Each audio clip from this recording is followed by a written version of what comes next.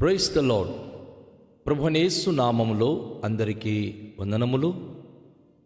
యేసయ్య మాటను ఈ కార్యక్రమానికి ప్రేమతో మిమ్మును ఆహ్వానిస్తున్నాను. ఈ దినము మార్కు సువార్త 12వ అధ్యాయము 41వ వచనం నుండి 44 వచనాల వరకు మనము ధ్యానించుకుందాం.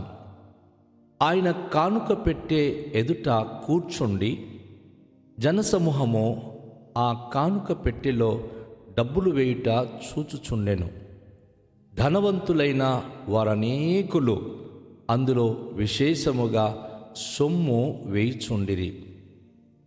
ఒక బీద విధవరాలు వచ్చి 2 కాసులు వేయగా ఆయన తన శిష్యులను పిలిచి, కానుక పెట్టెలో డబ్బులు వేసిన వారందరికంటే ఈ బీద విధవరాళ్ళు ఎక్కువగా వేసినని మీతో నిశ్చయముగా చెప్పుచున్నాను.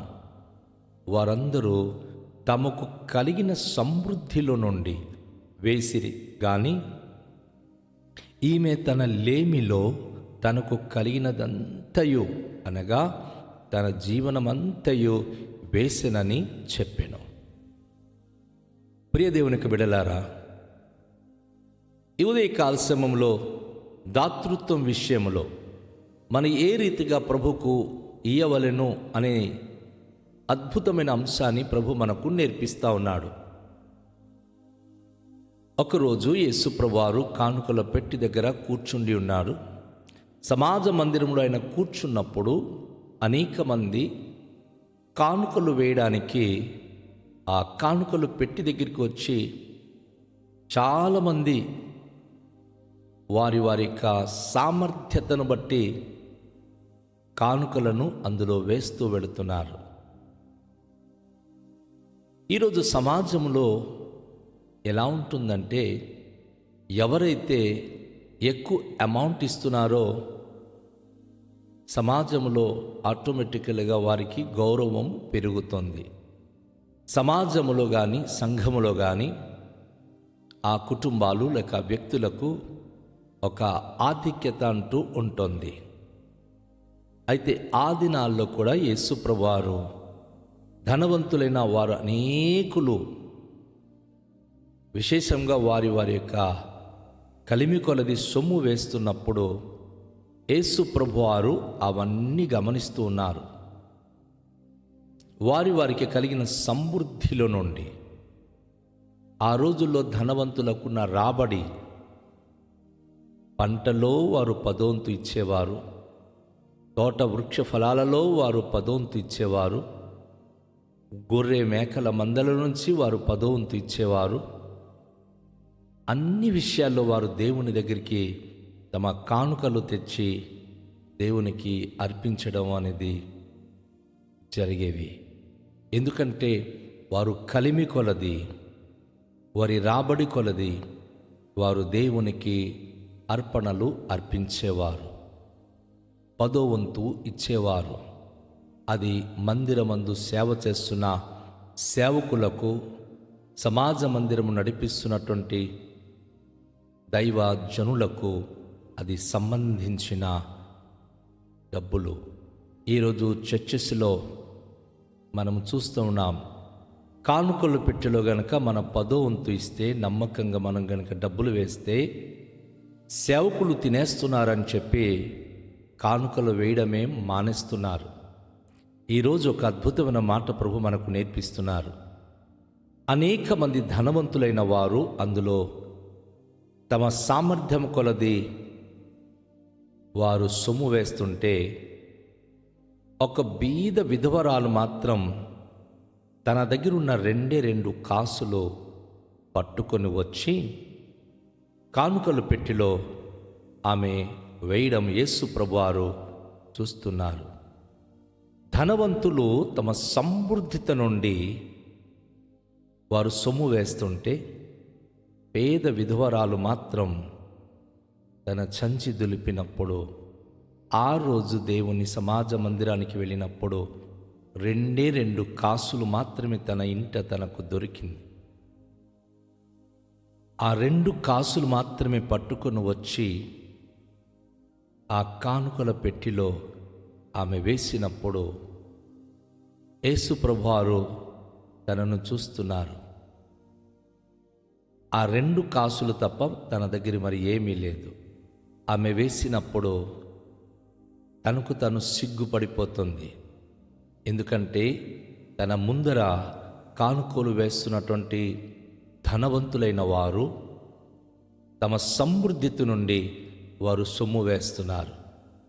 కానీ ఈమె వెతికినప్పుడు తన దగ్గర ఏమీ లేదు, ఆ 2 కాసులు తప్ప.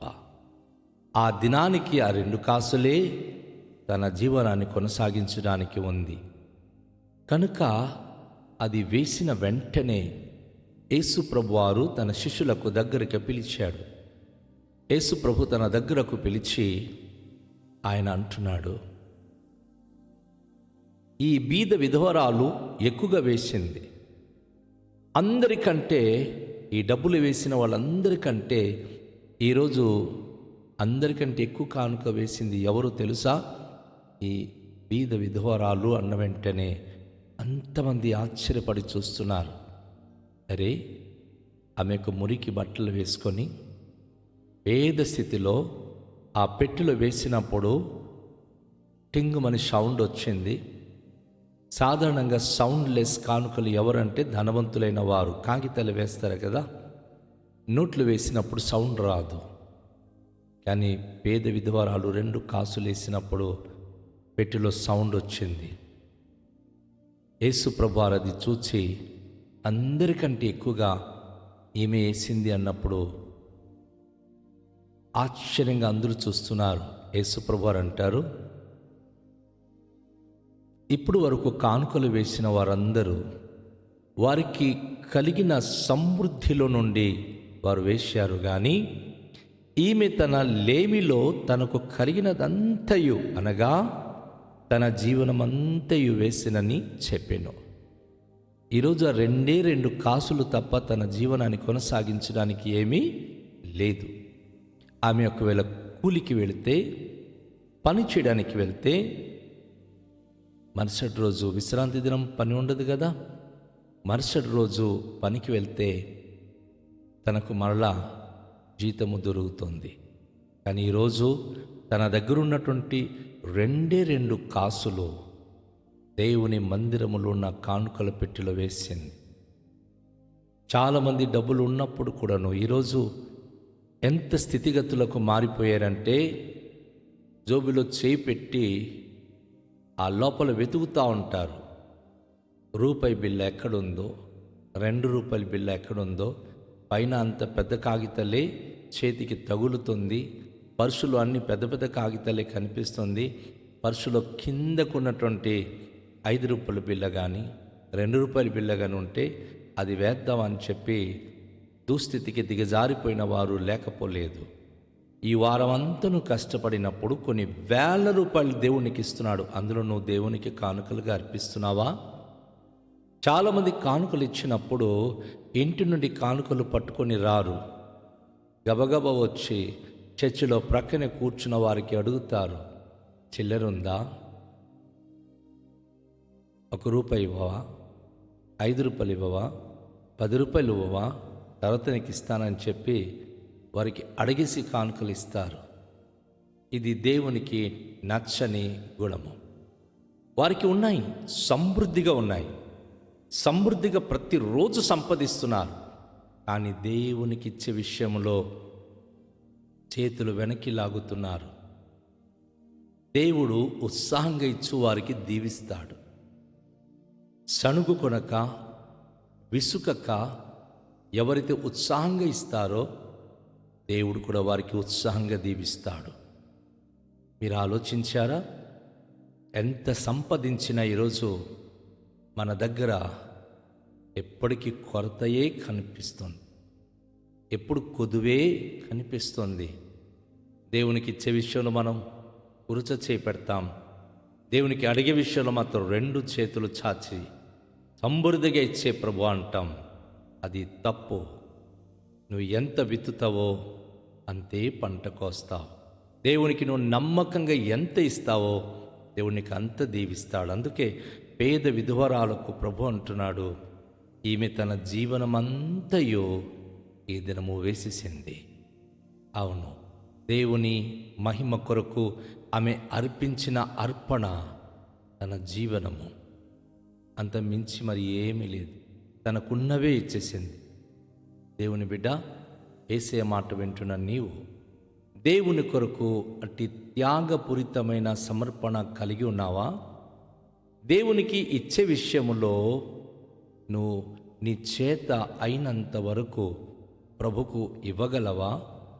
ఇది ఇచ్చేస్తే నాకు రేపటికి నేను ఏం తింటాను, ఇది ఇచ్చేస్తే సాయంకాలానికి నా ఖర్చు ఏది అని అనుకుంటున్నావా? ఇచ్చి చూడు. యేసు ప్రభుకి ఇచ్చుట ద్వారా యేసు మెచ్చుకొనినప్పుడు నువ్వు ఊహించని ఆశీర్వాదము నీ మీద ఆయన కుమ్మరిస్తాడు. మలాకి గ్రంథము 3వ అధ్యాయం 10వ వచనంలో ప్రవక్త అయిన మలాకి ఇలాగున రాస్తున్నాడు, నా మందిరములో ఆహారమున్నట్లుగా మీ యొక్క రాబడిలో 10వ వంతు మీరు సమర్పించి నన్ను పరిశోధించి పరీక్షించండి. ఆకాశపు వాకిళ్ళి పట్టజాలనంత విస్తారమైన దీవెనలు మీపైన కుమ్మరించెదను. నా ప్రియ దేవుని బిడ్డ, ఉదయకాశంలో దేవుని మాటలు వింటున్నాం. నువ్వు మనస్ఫూర్తిగా సంపూర్ణమైన నిశ్చయతతో దేవునికి నువ్వు అర్పించి చూడు. ఆ మెండైన దీవెన నువ్వు అనుభవించగలవు. ఆ మోపైన ఆశీర్వాదమును స్వతంత్రించుకోగలవు. అది కేవలము దేవుని కృపను బట్టి సాధ్యమగును.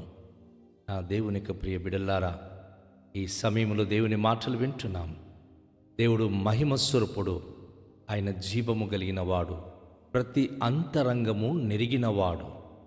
మనము చెప్పాల్సిన అవసరం లేదు. చాలాసార్లు నలుగురు ముందు మనం ఏం చెప్తామంటే, నేను దేవుని కొరకు ఇది చేశాను, నేను దేవుని కొరకు అది కొనిపెట్టాను, నేను దేవుని కొరకు ఫలాంది నేను ఇచ్చానంటారు. కానీ నిజమైన భక్తి గల బిడ్డలు వారి పేర్లు కూడా బయట చెప్పనివ్వరు. వారు ఎంత ఇస్తున్నారనేది కూడా చెప్పించడానికి ఇష్టపడరు. కారణం ఏమిటి అంటే, అది ప్రభు గుర్తించాలి, ప్రభు చూడాలి, ప్రభు మాకివ్వాలి. మనుషులు ముందు చెప్పుకునడం ద్వారా మనుషులు మనకేమీ చేయరు. పొగిడితే అది దేవుని మహిమకు మనము దొంగతనం చేసిన వారం అవుతాం. దేవుడు అంటాడు, నా మహిమ నేను ఎవరికి ఇచ్చువాడను కాను. సో అందరూ కూడా మనము గుర్తించుకుందాం, దేవునికి మహిమకరంగా మనము జీవిస్తున్నామా? దేవుని వాక్యాన్ని బట్టి మనం జీవిస్తున్నామా? మనం సమర్పించే విషయంలో యథార్థంగా ప్రభుకు సమర్పణ కలిగి ఉంటున్నామా? అప్పుడు నూరొంతులు తన ఆశీర్వాదానికి వారసులము కాగలము. కనుక రండి, తలలోంచి దేవునిలో మనము ప్రార్థించుదాం. ప్రభువా, మీకు సంపూర్ణ సమర్పణతో శ్రద్ధగా ఇచ్చే మనస్సు మాకు దయచేయండి. ఎంత ఉన్నా మేము చాలా తక్కువగా ఇచ్చి లేమికి గురి కాకుండా ఈరోజు నుంచి, ఈ సందేశం విన్నప్పటి నుంచి మేము నీ మందిరానికి ఇచ్చే విషయంలో, మీ పరిచర్యకి ఇచ్చే విషయంలో ముందడుగు వేసి, ఎవరి ఎదుట మా పేర్లు మా ఊళ్ళు చెప్పకుండా మేము మీ మహిమ కొరకు మీ పరిచర్యకై దన్నుగా నిలబడే కృప దయచేయని దేవునికి అడుగుదాం. దయగల తండ్రి, మీకు స్తోత్రాలు. ఈ ప్రశస్తమైన సమయంలో మీ మాటలు విన్నాం. నీ వాక్యాన్ని బట్టి మాకు దీవించుమని ప్రార్థిస్తున్నాం. మీ యొక్క కృపగల హస్తంతో మమ్మను ఆదరించి నడిపించుమని మిమ్మను వేడుకొనుచు ఉన్నాం. తండ్రైన దేవా, రండి. మీ యొక్క కృప, మీ కరుణ, మీ కటాక్షము మాకు అనుగ్రహించండి. మీ దయలో మమ్మను నడిపించండి. ఆశ్చర్య కార్యములు మా బ్రతుకుల్లో మీరే జరిగించండి. కృపగలిగిన మా ప్రభుడవు మీరు, మహోన్నతుడైన మా దేవుడవు మీరు. రండి, మీ యొక్క కృప, కరుణ, కటాక్షము మాకు దయచేయండి. మీ ఆశీర్వాదాలు మాకు అనుగ్రహించండి. మీ దీవెనతో మాకు నింపండి. ఈ దినము విన్న వాక్య ప్రకారంగా మీకు ఇష్టమైన వారుగా, మీరు మెచ్చేవారుగా, ప్రభువా, మీ దీవెన నొందే ప్రజలుగా మమ్మల్ని సిద్ధపరిచి దీవించుమని యేసు నామములో ప్రార్థిస్తున్నాం. ఆమేన్. అందరికీ షాలోమ్. ప్రభువులను దీవించునుగాక.